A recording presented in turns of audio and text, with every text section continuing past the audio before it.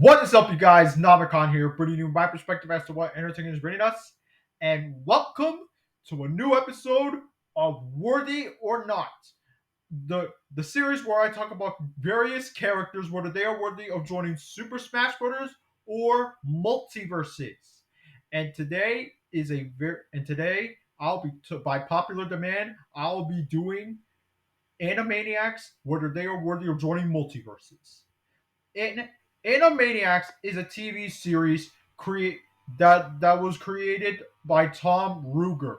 It was produced by Steven Spielberg, and this show was released on September 13th, 1993, on Fox Kids. And on 1995 it has moved to the WB. It has more so, and since then it has become synonymous with Kids WB. And the Animaniacs became a huge success. It is by far the most popular animated show under Steven Spielberg's name. And there were more shows under his name, such as Tiny Toon Adventures, Pinky and the Brain, and Freakazoid. Animaniacs is by far the most popular one of the four. It was so popular, in fact, it even got its own reboot that released 3 years ago. It's that huge. The, those three Warner siblings are literally one of the most iconic characters the Warner Brothers has ever had.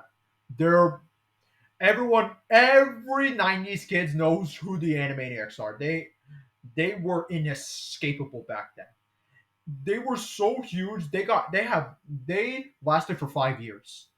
They had 99. The original show last had 99 episodes, along with the featured DVD exclusive film Wacko's Wish.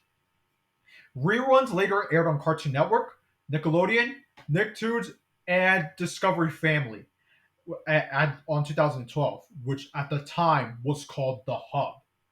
The Animaniacs is a variety show with way too many skits. The show had no format. The majority of episodes were composed of short mini episodes. They talk about music, social commentary, pop culture, character catchphrases, and some mature jokes that were directed at adults.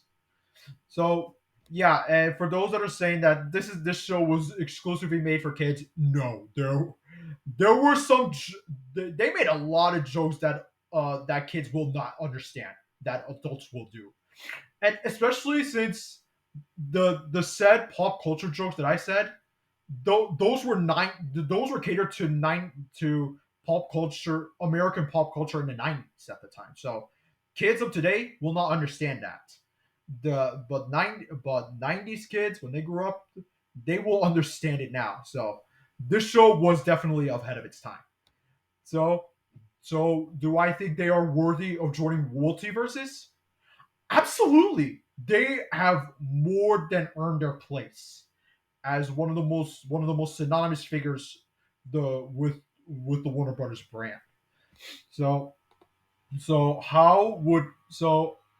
I think how would the Animaniacs work? I feel like I feel like they should work as all three play three of them being playable at the same time. Yakko, Dot, and Wacko.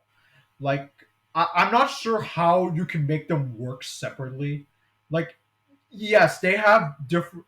Their personality wise, they're like three completely different characters. But like I'm not sure. I'm not sure how you can make a good move set for them. Like if you could make them like completely separate characters. Like I feel like putting all three of them together makes the most sense since they've always do their skits together.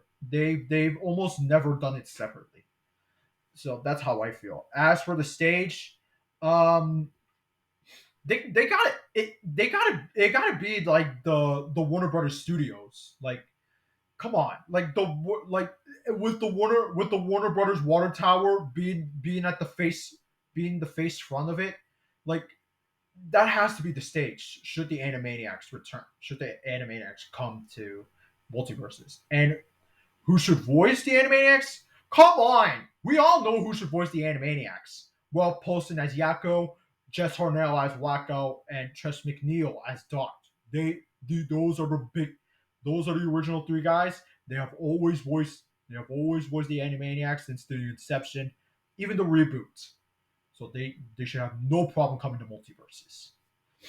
And and by the and by the way, I would love it if the stage has cameo appearances from other characters too. There's Doctor Otto. There's Ralph the security guard, the Slappy Squirrel, the Good Feathers, Buttons and Mickey, Mindy, Chicken Boo, Flavio and Marita, and Katie Kaboom. You can even put characters from the reboot series as well if you want. But anyways, the Animaniacs, they're all 100% worthy of joining multiverses. I understand that. I understand that a lot of requests people were having are, they're like are animated characters, but like that's the reason why Warner Brothers are still alive to this day. The Looney Tunes, Tom and Jerry, Scooby Doo, Animaniacs, Pinky and the Brain. I would argue they Warner Brothers would not be as much of a household name if it wasn't for all these characters that I mentioned. Yeah, they have like the Wizarding World franchise in DC, but like those two franchises that I said, they weren't created by them. The Looney Tunes, uh, the Animaniacs, those were WB creations.